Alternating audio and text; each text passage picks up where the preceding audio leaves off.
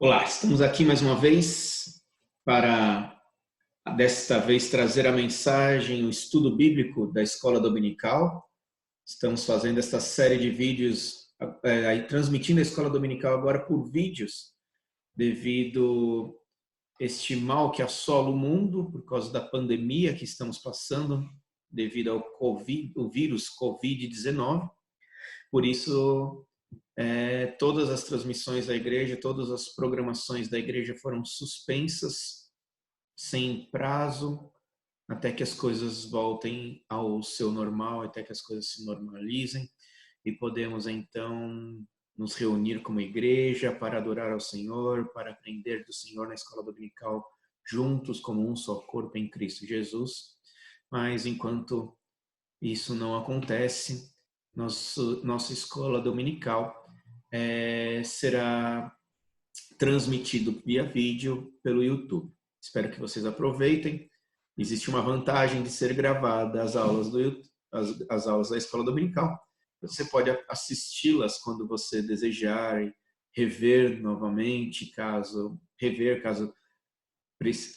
queira relembrar alguma coisa do que a aula diz. Então, aproveitem bastante este momento.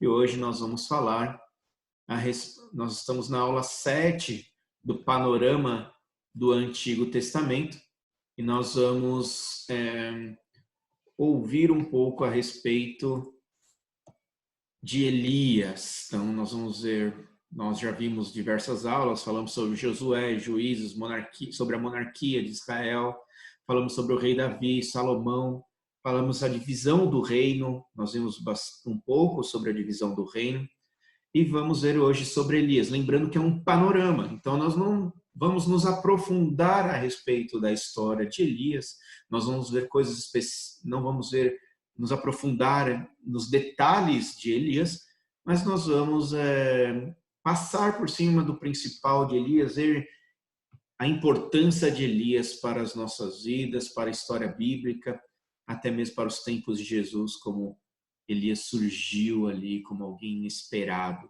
Então vamos ver a respeito disso. Panorama do Antigo Testamento, aula 7, Elias. O ofício profético não era fácil. O profeta normalmente anunciava aquilo que ninguém queria ouvir. Sua tarefa era apontar os pecados dos reis e da nação e também anunciar o juízo iminente de Deus. Elias foi levantado para confrontar o rei Acabe e sua mulher Jezabel, que conduziram o povo para longe dos caminhos de Deus.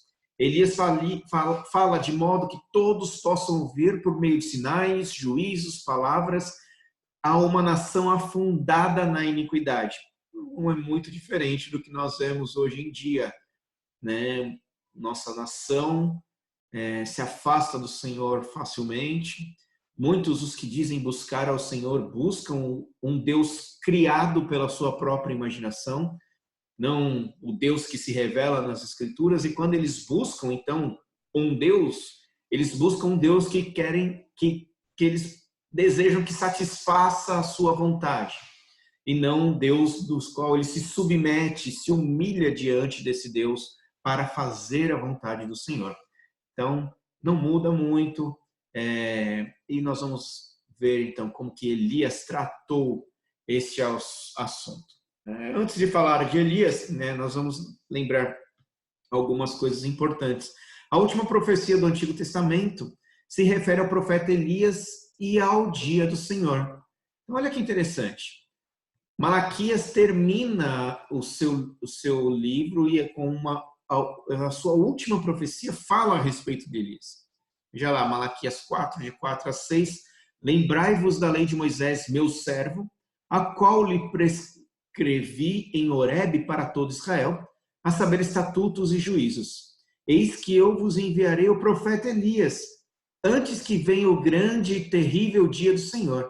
Ele converterá o coração dos pais aos filhos e o coração dos filhos a seus pais, para que eu não venha e fira a terra com maldição. Então havia essa profecia de Malaquias que dizia que Elias retornaria para anunciar que Elias retornaria para converter o coração dos pais aos filhos e o coração dos filhos aos seus pais, para que eu não venha e fira a terra com maldição. Este era o propósito da vinda de Elias. Ele viria antes do dia do Senhor, ou seja, Elias viria antes do fim para converter o coração do povo de Deus ao Senhor, para que Deus não ferisse a terra com maldição. Então, a conversão é o que impede ali de vir o grande, terrível dia onde Deus destruiria a terra.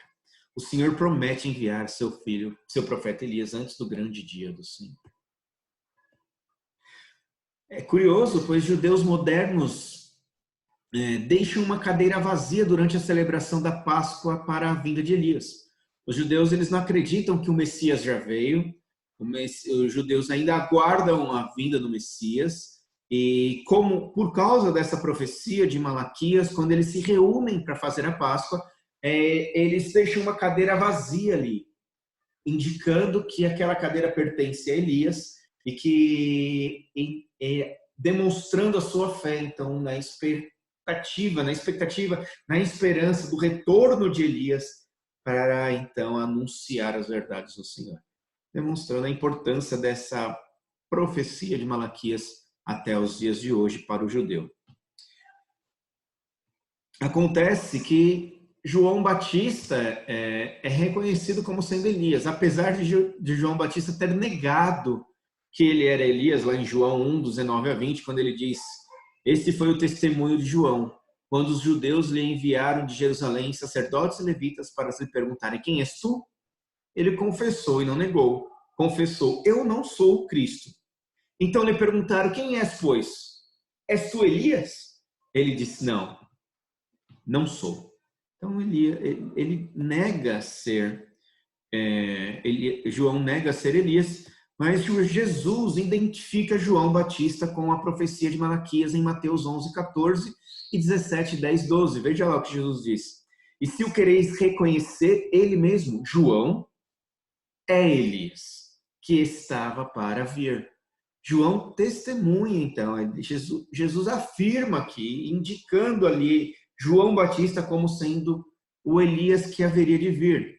Então, no capítulo 17, 12, ele também diz: "Mas os discípulos o interrogaram: por que dizem, pois, os escribas ser necessário que Elias venha primeiro?"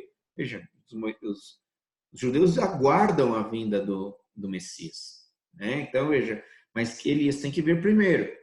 Então, a pergunta aqui dos discípulos: por que dizem, pois, os escribas ser necessário que Elias venha primeiro? Então Jesus respondeu: de fato, Elias virá e restaurará todas as coisas.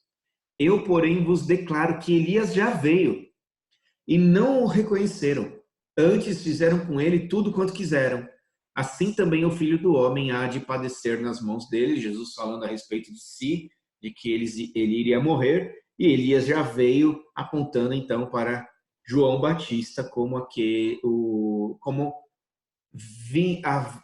sendo Elias que retornou, não como uma ressurreição de Elias, como alguns espíritas afirmam, mas que João Batista veio no espírito e no poder de Elias, né? Ou seja, da mesma maneira que Elias veio, João Batista também veio. O propósito de Elias era trazer ali o poder, demonstrar o poder do Senhor, demonstrar ali até mesmo com sinais e demonstração de juízo de Deus, para que as pessoas se convertessem. Da mesma maneira foi João. João também veio para mostrar arrependimento, com sinais, afinal, e também demonstrando ali para que as pessoas pudessem se arrepender antes que viesse o dia do Senhor. Então ele veio no mesmo poder de Elias. Elias ascendeu aos céus em um redemoinho e não morreu. Isso é curioso, né? As pessoas dizem aí que Elias subiu aos céus numa carruagem de fogo, mas não é exatamente o que aconteceu. Olha lá o texto. Quando estava o Senhor para tomar Elias ao céu por um redemoinho, não por uma carruagem de fogo, Elias partiu de Gilgal em companhia de Eliseu. E no versículo 11 de 2 Reis 2, ele diz: indo eles andando e falando: eis que um carro de fogo, uma carruagem de fogo, com cavalos de fogo, os separou um do outro. Então estava andando Elias e Eliseu, veio essa carruagem de fogo que separou os dois, impedindo Eliseu de se aproximar de Elias, e Elias subiu ao céu, não na carruagem, mas num redemoinho de fogo. E essa carruagem ali, né, uma demonstração do poder de Deus, né, até a visão de trono, Deus vindo na sua carruagem ali, dividindo, separando então Elias e conduzindo Elias por meio de um redemoinho aos céus. E aí é uma demonstração grande ali, Elias não morreu. Essa expectativa do judeu da vinda de Elias, do retorno de Elias, é justamente por causa disso, porque dá a impressão que Elias não morreu, Elias foi assunto ao céu ali por meio de um redemoinho e não experimentou a morte, por isso que eles guardam ali a cadeira para esperando o retorno de Elias. Elias prefigura o arauto da vinda do Messias, pois ele não morreu, e é justamente, né? Como ele não morreu, e ele anunciava, e talvez ele prefigura ali a vinda do Messias. Então, antes da vinda do Messias, viria o Elias anunciando a vinda essa grandiosa vinda do Messias. Essa função que João Batista executa no espírito do ministério de Elias. Então, vê como ele veio no poder de Elias, é exatamente aquilo que João Batista faz. João Batista vem para anunciar, vem para preparar os caminhos do Senhor, preparar o caminho para o Messias, preparar o caminho para Jesus Cristo. Este é o poder. Elias apareceu com Moisés no Monte da Transfiguração. Nós vamos recordar disso lá em Marcos 9:4. Apareceu-lhes Elias com Moisés e estavam falando com Jesus. Moisés personificou a lei do Antigo Testamento naquele momento, e Elias personificou o profeta do Antigo Testamento, trazendo ali a figura de como a Escritura anunciava, todas as coisas anunciam a vinda do Messias, apontam para Jesus Cristo, como o próprio Jesus Cristo testifica, falando que as Escrituras, os profetas, Moisés e os profetas testificavam a respeito dele, né? O ofício profético ganha uma importância com a carreira de Elias. Elias é fundamental para o ministério profético.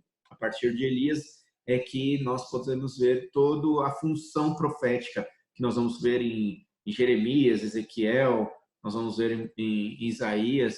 Então, todas essas perspectivas ali estão baseadas por meio da carreira de Elias. Elias é enviado por Deus ao reino do norte durante os dias mais negros do rei Acabe, do reino de Israel.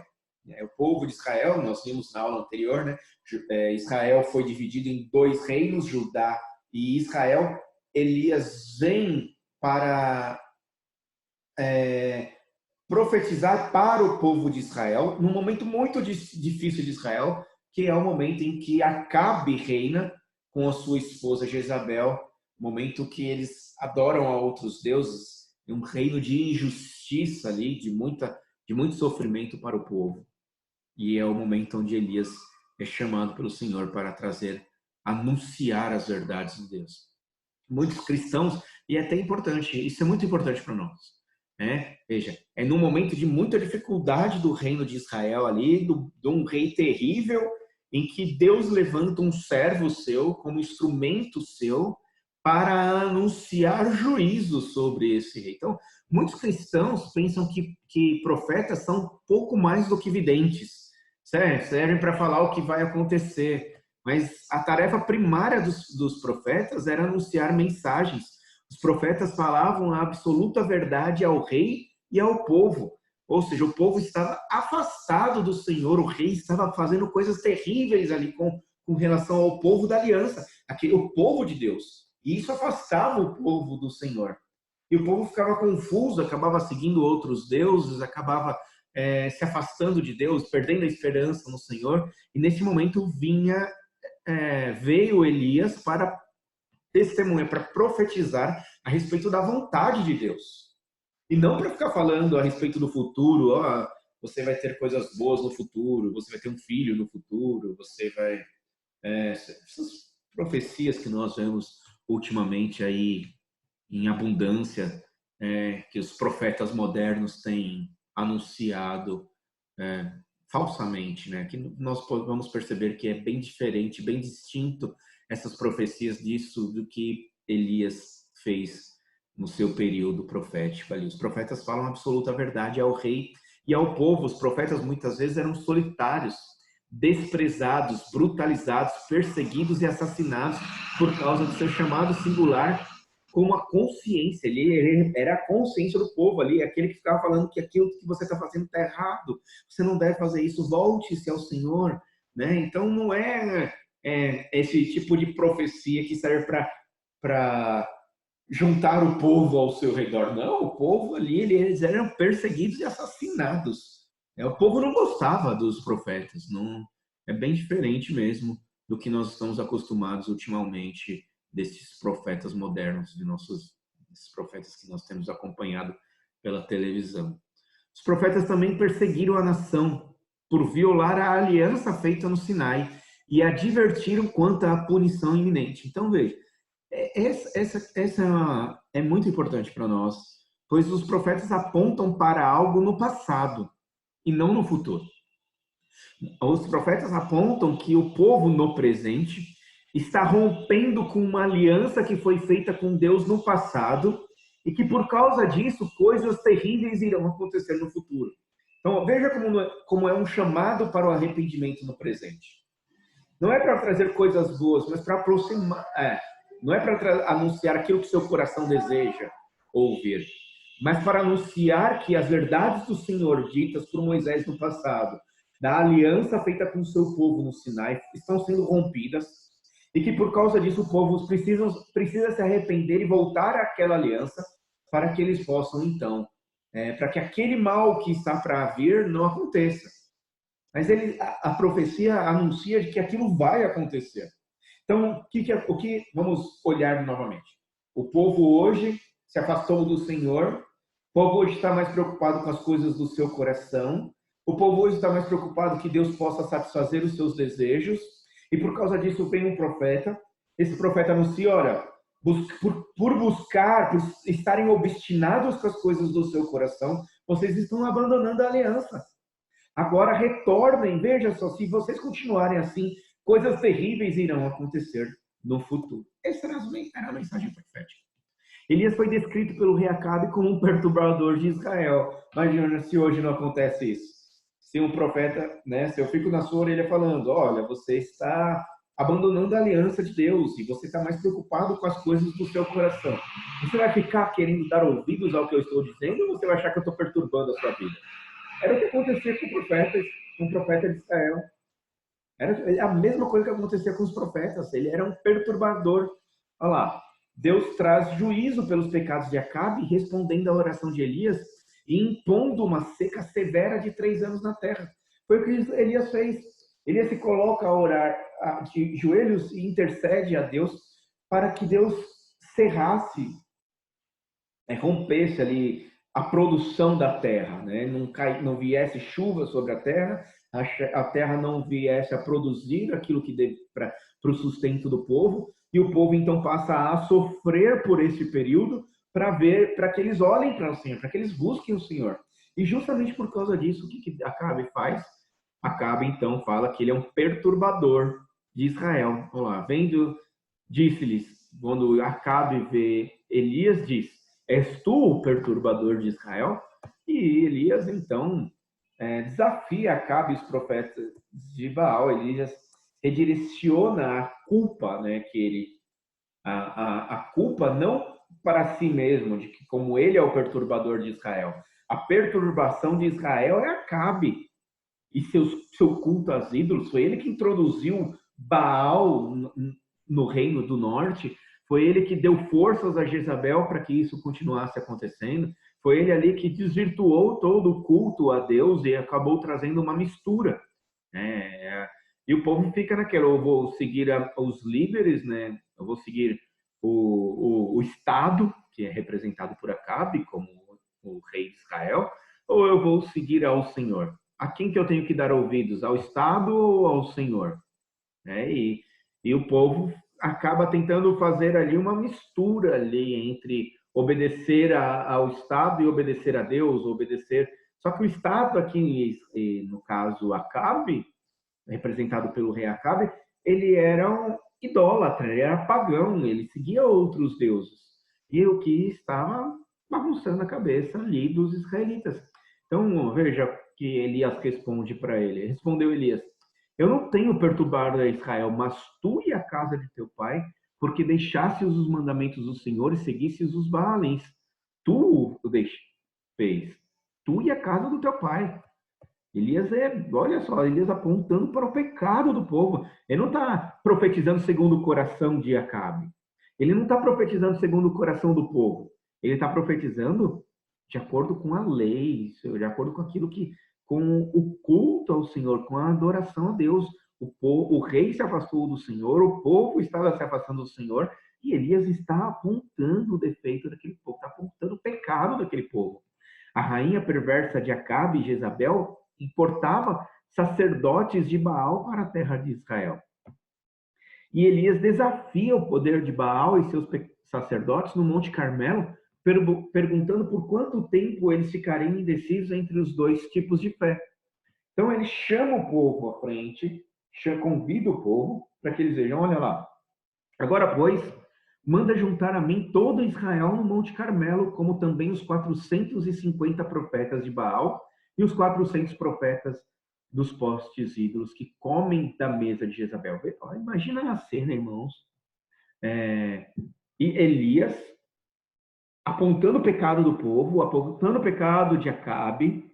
Então, olha o risco que ele está correndo ali, né? E ele, diante de Acabe, fala para juntar todo o povo de Israel. Traga o povo de Israel. Traz também os 450 profetas de Baal e os outros 400 profetas dos postes ídolos que você tenha aí. Tragam todos eles, vamos juntar.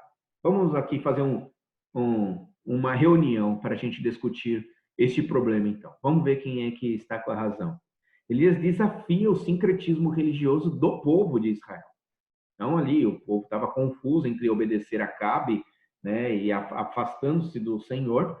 E então ele desafia o sincretismo religioso de Israel, desafiando o rei. Elias era o único profeta do Senhor. E 450 profetas de Baal aceitaram os desafios de Elias no Monte Carmelo. Era 450 profetas de Baal e de postes ídolos que tinham lá. Os sacerdotes de Baal clamam em vão para que seu Deus lance fogo dos céus.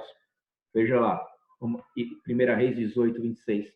Tomaram um novilho que lhes fora dado, prepararam-no e invocaram o nome de Baal, desde a manhã até o meio-dia, dizendo: Ah, Baal, responde-nos.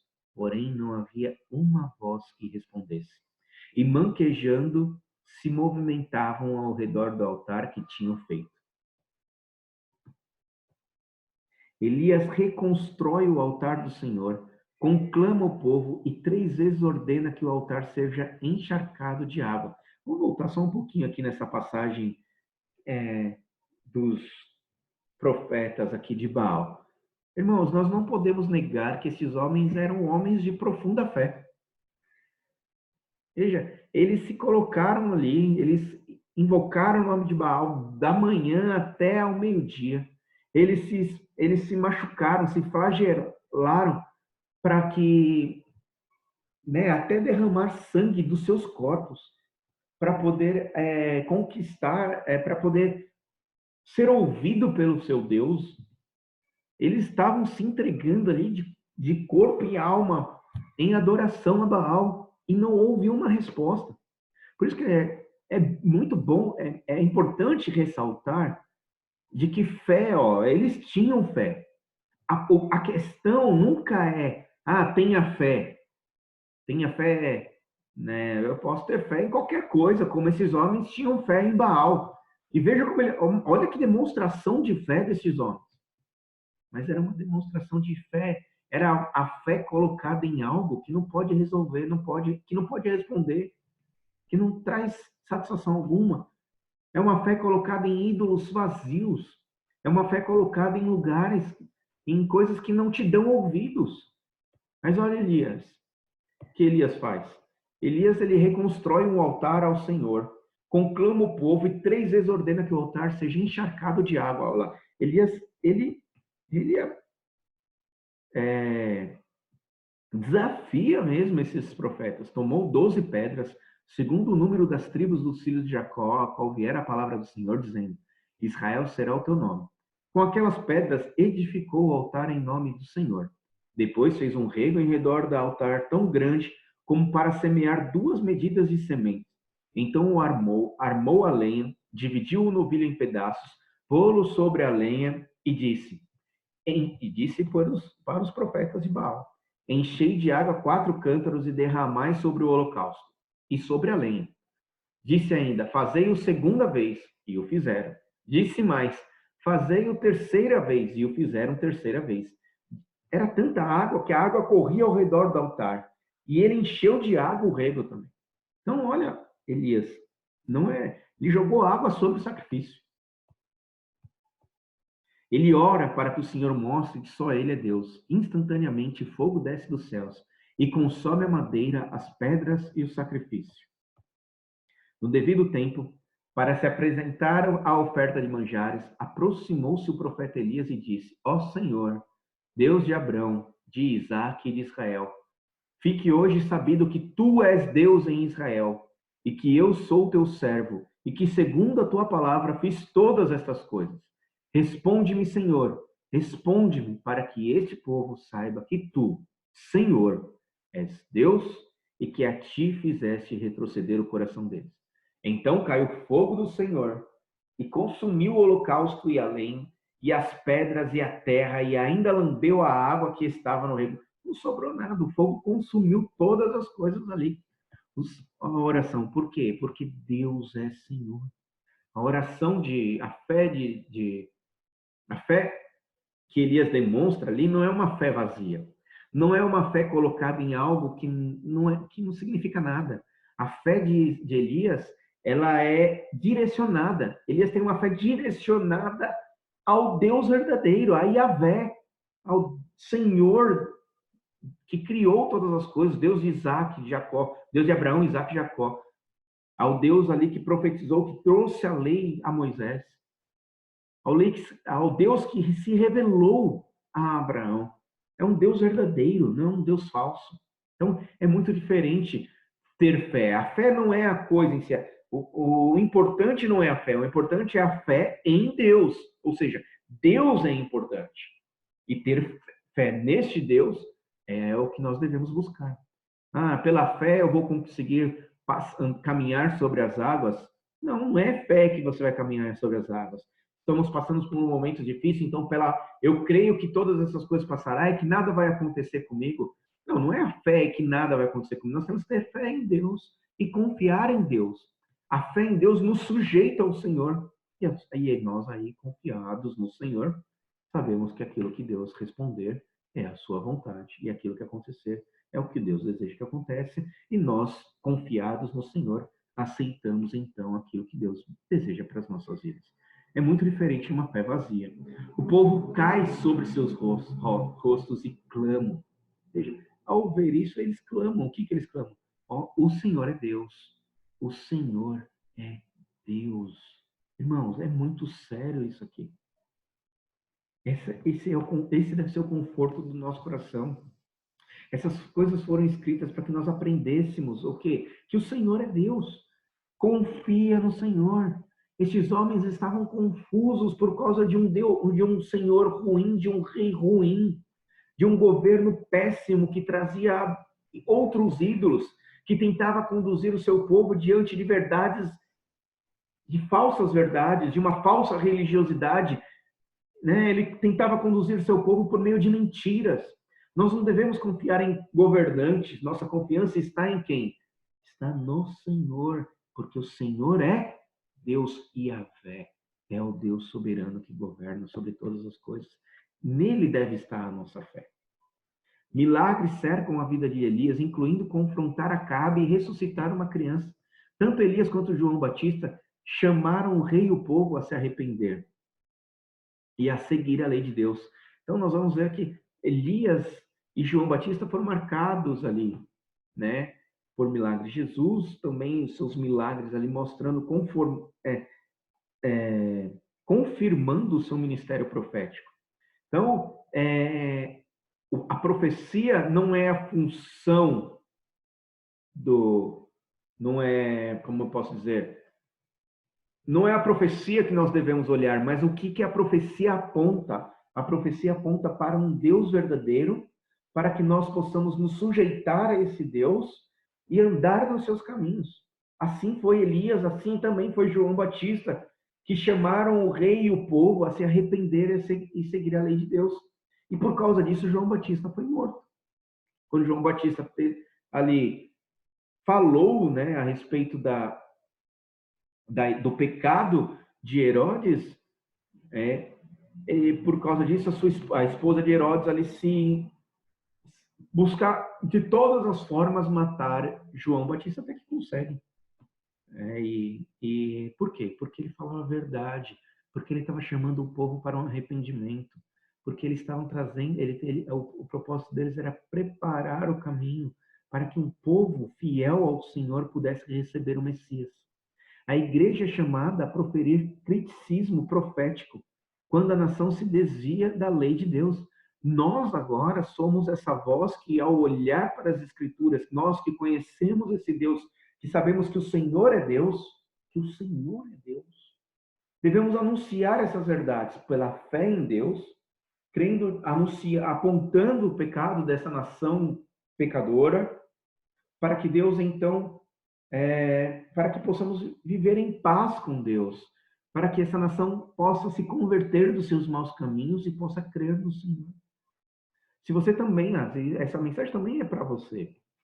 De repente, você pode estar perdido aí com relação às profecias, com essas falsas religiosidades que nós temos no nosso tempo, esteja colocando a sua esperança em coisas vãs que não é o Senhor, esperando que o Estado possa te trazer esperança, esperando que alguma coisa possa acontecer aí que possa trazer uma vida melhor. Irmãos, confiem no Senhor. O Senhor é Deus. As nossas vidas estão em suas mãos. A nossa vida está nas mãos do Senhor. Confie nisso. Entregue as suas vidas ao Senhor. O Senhor é Deus. Quando pecado e idolatria abundam em qualquer terra, a mensagem de Elias precisa ser ouvida em toda geração. Precisamos dar ouvidos a esta mensagem. Esta mensagem foi para o tempo de Elias, foi para o tempo de João Batista e vai ser até ao retorno de Jesus Cristo. Nós devemos anunciar que o Senhor é Deus, que esse povo precisa se arrepender dos seus caminhos, precisam confiar no Senhor. Ele é o Senhor da história, Ele controla todas essas coisas e nós nos sujeitamos a Ele. Confiem no Senhor. Então, concluindo, irmãos, o povo havia caído em um secretismo religioso, influenciados pelos seus reis maus que se afastaram do Senhor. Deus usa Elias como instrumento para reivindicar sua autoridade sobre o seu povo. Deus humilha Acabe, Jezabel e os profetas de Baal, expondo a idolatria e demonstrando que ele é o único que deve ser adorado. Elias, como qualquer outro crente, foi amparado pela graça providencial de Deus, do Deus que é um pai que protege e cuida dos seus filhos. Confiem nisso, irmãos. Anunciem a verdade do Senhor. Confiem no Senhor. Voltem-se. Entrem em aliança com Deus. Porque o Senhor é Deus, nós podemos obedecer ao Senhor. Podemos confiar nele. Podemos anunciar essas verdades sem medo do que o mundo possa fazer por nós, pois nós estamos protegidos pela graça providencial de Deus. Cristo venceu este mundo e nos deu o direito à vida eterna. Não temam este mundo. Assim como Elias, nós também somos. E pela fé podemos anunciar essas verdades, para que o mundo possa, o maior número de pessoas possível, possam se arrepender dos seus maus caminhos e possam confiar de que o Senhor é Deus. Deus os abençoe e até a próxima aula. Não se esqueçam também de se inscrever no nosso canal e de deixar aí os seus comentários. Deus os abençoe, irmãos.